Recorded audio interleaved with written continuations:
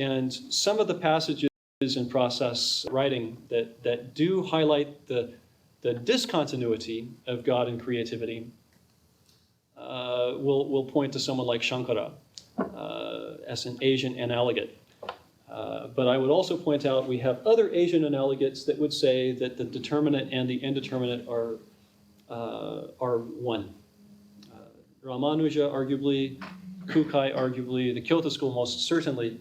And you can see a paper I've done on this, on Nishida, on God, Bart, and Christianity in Asian philosophy, where I think it's the major publication in English on the Kyoto School definition of God. So for the Kyoto School, God equals emptiness, equals God, equals emptiness.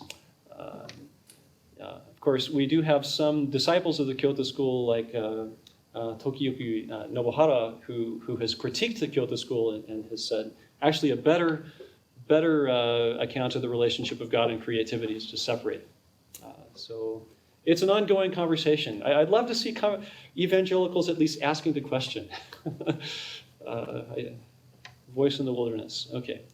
And then last we have even emptiness arguably has a teleological dimension. So if you look at Asian accounts of emptiness, I didn't put it down here, but I have another publication in the Tao Comparative Tao Comparative Philosophy Journal. It came out 2014. An article describing nothingness in the Asian tradition, Chinese and Japanese. And nothingness is often described with many, many qualities. It's not completely quality-less. Nothingness is what generates wisdom and compassion, among other things. So there does seem to be a determinacy even within what is supposedly ultimately indeterminate. So these are just interesting starting points in addressing this question. Like I said, I don't claim to have the answer, but I'm very eager to get the conversation going. Okay, so moving on to our second topic. By the way, our first topic was the longest, so thank you for being patient. We're almost done. So how does God relate or interact with worldly creatures? This is just a single paragraph long for this topic. Although the Hindu yugas imply a cyclical movement, arguably more naturalistically explainable, Buddhist Maitreya eschatology and Pure Land soteriology imply a certain happy end for individuals and the cosmos. However, naturalism's essential appeal to what can be made sense of epitomizes the goal of all philosophers and theologians. That's what philosophers and theologians are trying to do. We're trying to make sense of things. Maybe in the end, all we can do is just be silent and hold up our hands, but we're going to give a hard effort to make sense of things. So Griffin's rejection of naturalism, SAM, and proposal of naturalism, PPP, suggests a way toward transcendence and immanence, a way toward indeterminacy and determinacy, and a way that we can do naturalism without cutting the Bible completely out of things. But of course, there's still issues. Griffin may be less supportive of the miracles of the Bible, whereas Zayas and Evangelical would be more supportive of the miracles of the Bible, and so on. There's still many issues to work through, but I do find his naturalism PPP to be very helpful.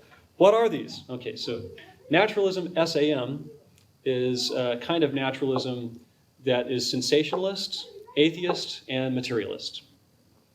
And sadly, that's the way that most naturalists dominating our culture are. But if you're a Whiteheadian or a process naturalist, then you're a naturalist PPP, which means prehension, panpsychism, and panentheism. Those are the three, which it hopefully will inspire evangelicals to think, well, is it possible to be an evangelical naturalist? Because what is naturalism but the attempt to make sense of the world? I mean, that's one way of defining naturalism. We're trying to figure out the nature of things. And evangelical theologians and philosophers should be very interested in trying to figure out the nature of things. So maybe we need an evangelical naturalism. Challenge to my fellow evangelicals.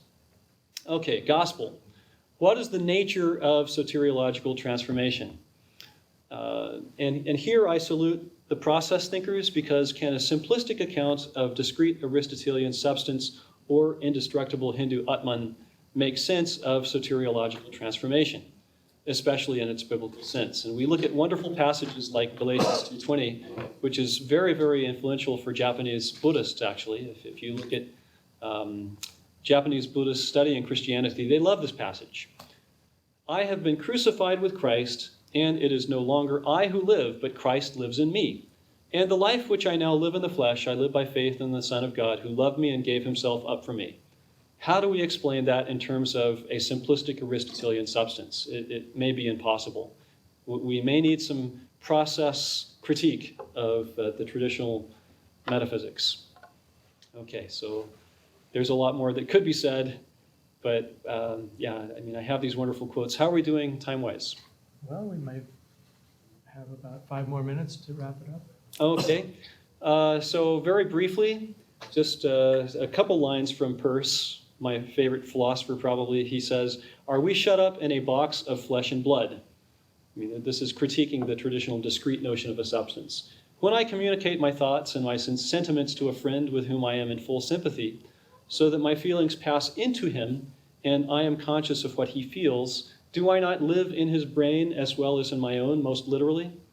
So I'll stop to quote there, but this is a process sentiment that you can find throughout Peirce, but you can find it elsewhere as well. This is a quote from Aquinas, who says, "This essence of which I speak," and this is probably along the lines of a traditional Aristotelian substance, "is not the whole soul of man.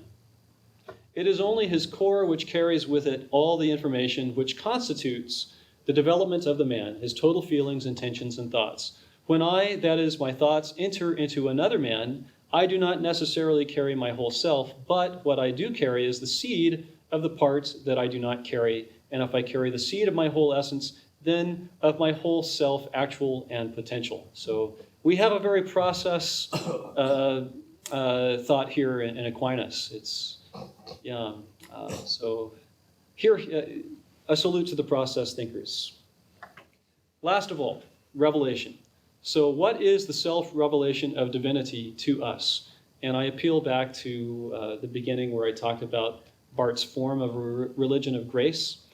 And Barth does not use these Russellian categories, but I do to appeal to my analytic type philosopher colleagues that Barth's form of a religion of grace is a definite description, but is it also a rigid designator? So we have different religions that are saying very similar things, so that in some cases they're even arguably intertranslatable.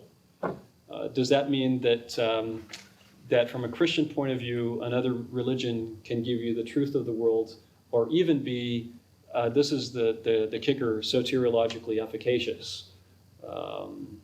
I'll leave it at a question. But we need to do more work on asking that question. I deal with this, at least I asked the question in my publication here, an evidentialist critique of evangelical Christian treatment on Christian religion. Came out just this month.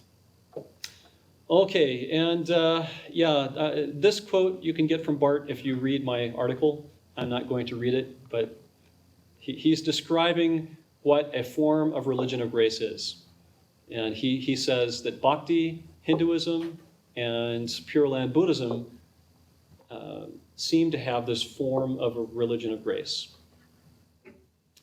And that is what I have to share. So thank you for your patience. I didn't answer the questions, but hopefully I raised the important questions. Yes. We have about 15 minutes for comments, questions, concerns from the audience. Over there. Does Barth then conclude that this type of Hinduism, this type of Buddhism are... A little louder, please. Does Barth then conclude that the forms of grace found in Hinduism and Pure Land Buddhism that these are Soteriologically soteriologically efficacious. inefficacious Uh, because Christ is not there? right, okay, so Bart, I've read this passage maybe 50 times because I really want to know what he's saying. And I listed the quote that's very favorable toward Hinduism and Buddhism. But if you read the whole passage, Bart says this is what it seems to be. It is, in philosophical terms, a definite description. So it's the right description. It's pushing us toward grace. But does it really give us the grace? And he doesn't answer the question. He says the reasons why it would not, but I'm not going to finish answering the question. Yeah.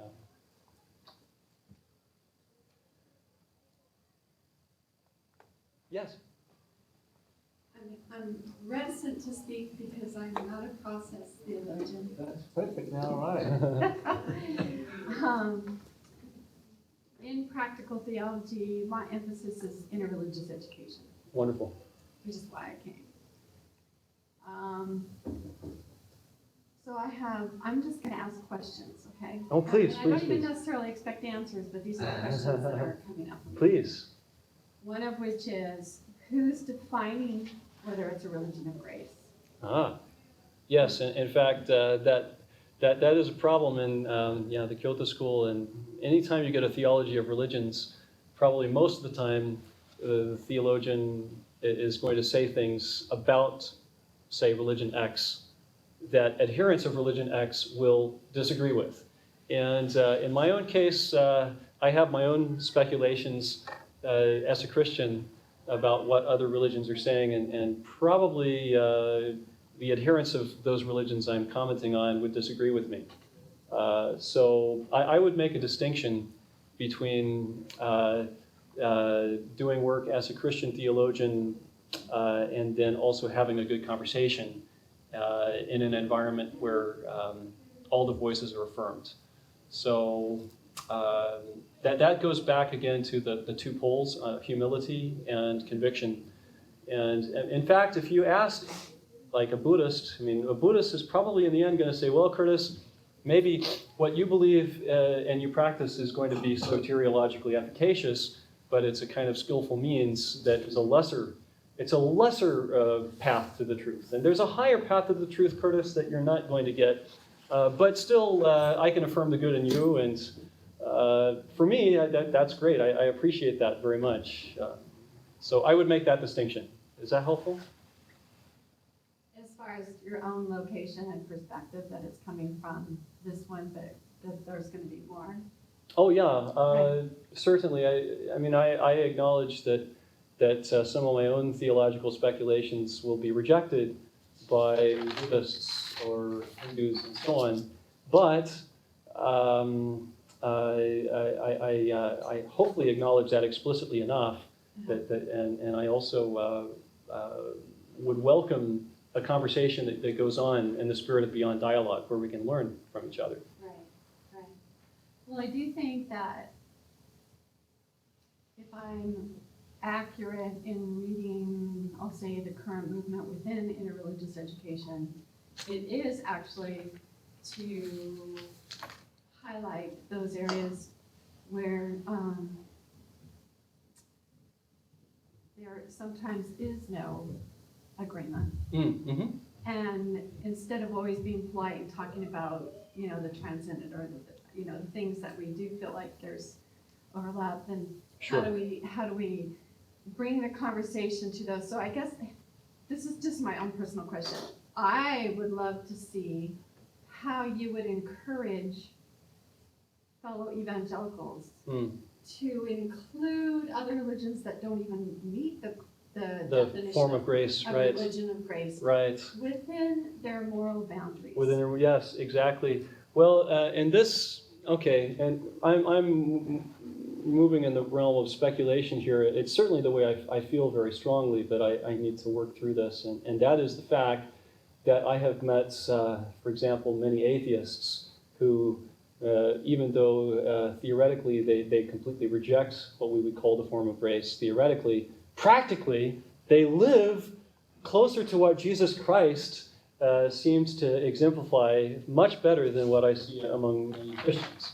So, yeah, I guess we could say there might be a theoretical and even a practical exemplification of the form of grace. And that significantly widens the boundaries of who a Christian theologian might say would be on the right track. Yeah. Is that a question? Yes. It's it's more in the vein of two comments. My good friend Jay McDaniel wrote an article some years ago in which he compares the Buddhist concept of emptiness to the Christian concept of God, the process understanding of God. I've done some work on this too, and to me the article was very gripping. I can't get away from thinking of God as Buddhist emptiness. And where he saw the affinity was in the Whiteheadian idea of the consequent nature of God, that God receives from the world and God feels the world's pain, as Yes. so eloquently alluded to. I don't know if that would be helpful or prodding that. Oh, sure. Yes. My own view is that the majority of what Buddhists say about emptiness is not very helpful in, from a Christian point of view in describing what God is. That they're talking about, well, I don't want to say different. If they are talking about God, it's in an extremely minimalist sense, talking about God. Buddhists would say you're still clinging. Yes, indeed they would. And my response would, it has been actually in this presentation, the research too, is to say, wow, Kukai, or wow, Pure Land Buddhism, because in their talking about emptiness, their accounts of emptiness come closer to God. Yeah. So, but most of what Buddhists say about emptiness is extreme. If it is talking about God, then it's in a very minimalist sense. I Yes. My other comment was going to be pertaining to naturalism. Yes. It seems to me that the key difference, there are different kinds of naturalisms. Yes.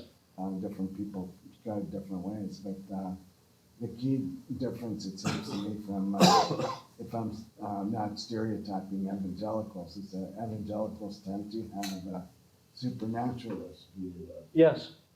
hence a difference on miracles. Indeed. Whereas for religious liberals, most processed folks, there is no supernatural. Indeed. Yes. I want to say, I wonder if how essential supernaturalism is to evangelicalism, because there's also a long collective tradition of evangelical liberalism. Yes. Yes. I would say, on the one hand, that what I see to be the danger, probably what most evangelicals see to be the danger of naturalism, let's say conventional naturalism, is that it's very reductionistic. In fact, even Griffin acknowledges that yeah, he has to come up with a more inclusive naturalism. So in the end, I would say probably the kind of naturalism I see myself moving toward is an even more inclusive kind of naturalism than Griffin and process people would be inclined toward. But yeah, it breaks the rules. And there's a little Kierkegaardian inside of me that says, yes, breaking the rules is where it's at. And there's certain features of existence that you just cannot put into any preset pattern. So I haven't figured it out, but very good question, comment.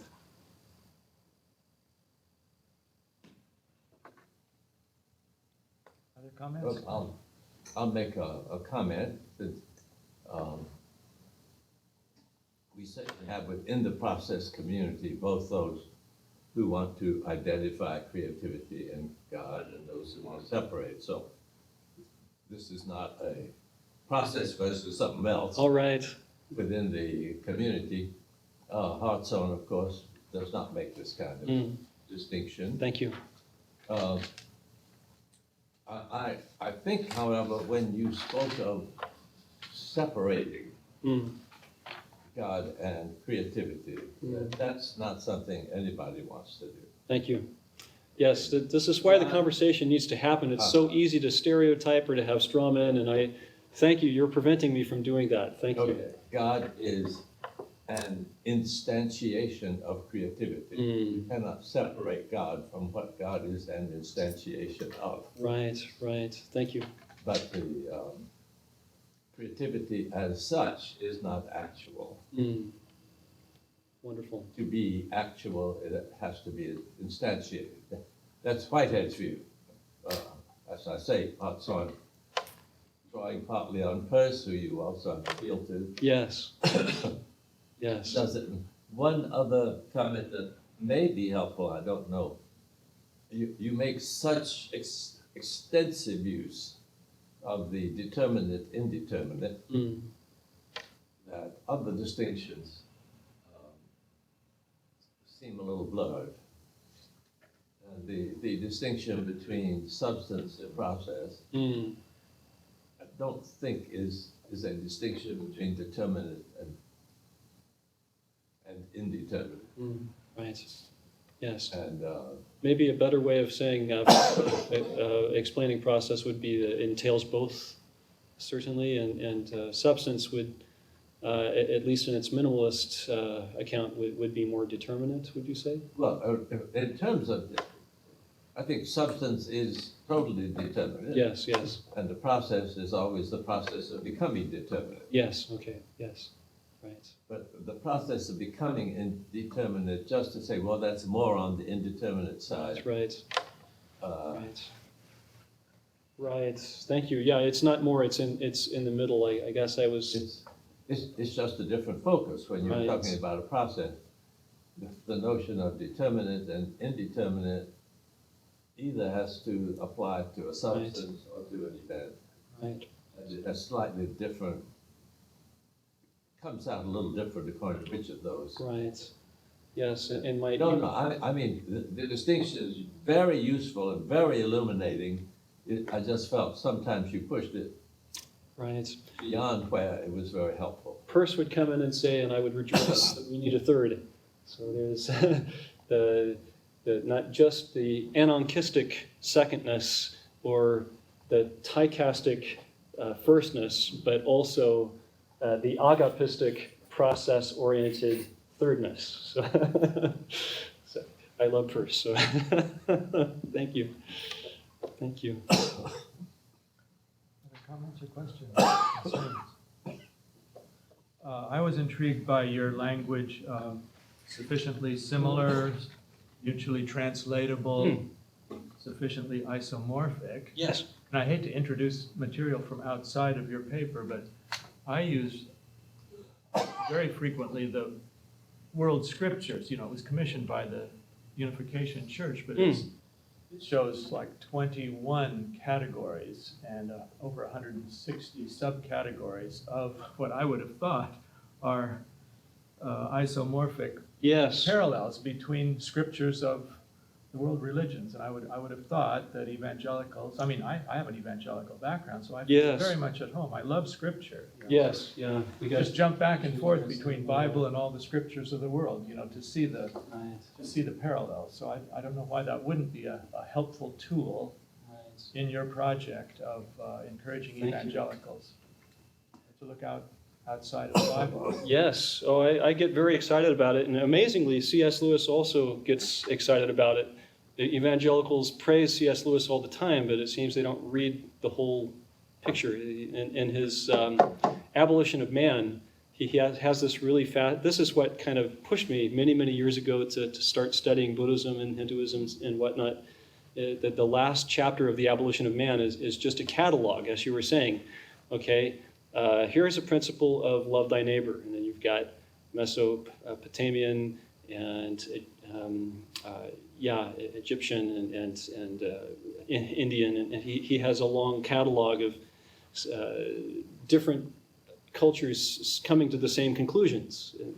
So here, yes. I don't know what I'm trying to say. I'm saying That go through world scriptures as an evangelical. You know, Yes. Start with your golden text, and Yes, you find yes. a whole string of other scriptures Yes. that say the same thing. You know? Same thing, yes. And it's just it's a piece of cake. Yes, I have found it to be, there is a, yeah, it's hard not to come to the conclusion there's a universal structure to what human beings are.